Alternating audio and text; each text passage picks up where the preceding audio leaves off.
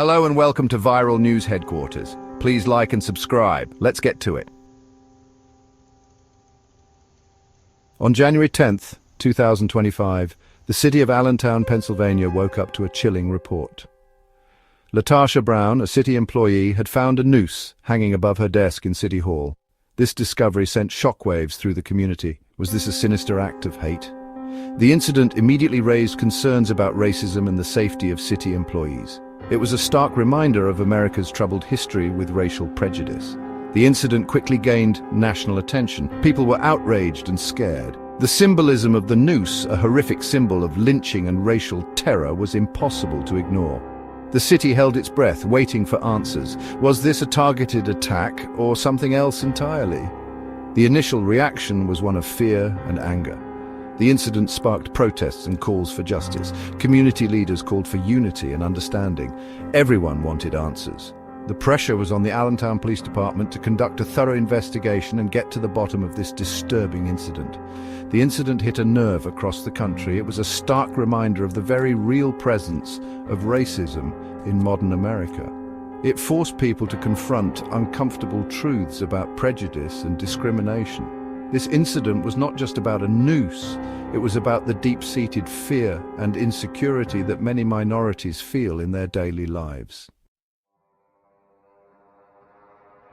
The Allentown Police Department faced immense pressure to solve this high-profile case.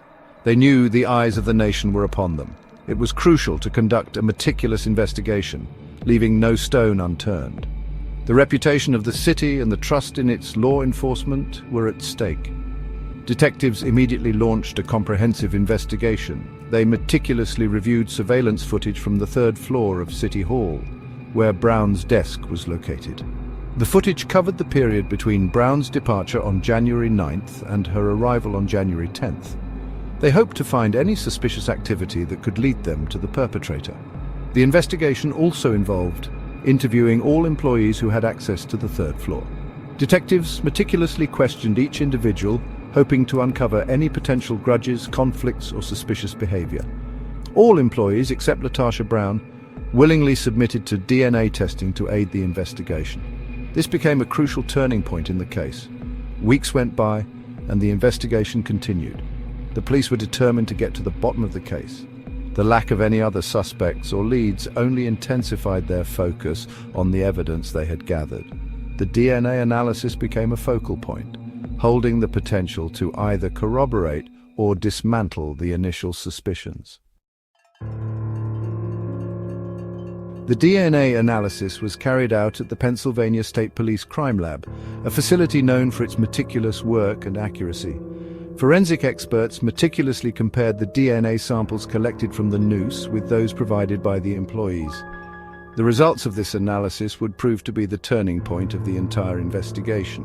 After weeks of anxious waiting, the results of the DNA analysis finally came back.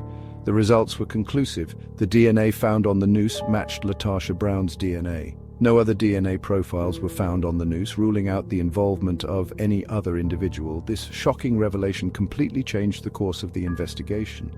The discovery of Brown's DNA on the noose raised serious questions. Had she staged the entire incident? What could her motive be? The investigators now had to shift their focus from finding a perpetrator to understanding why someone would fabricate such a serious accusation. The case took a dramatic turn, leaving the community bewildered and confused. The DNA evidence became the cornerstone of the case against Brown. It directly contradicted her initial claims and cast a long shadow of doubt over her story. The prosecution felt confident that this irrefutable scientific evidence would be key to securing a conviction. The case, however, was far from over. Section 4, facing justice charges and court proceedings. Based on the DNA evidence and the findings of the investigation, the Allentown Police Department arrested Latasha Brown.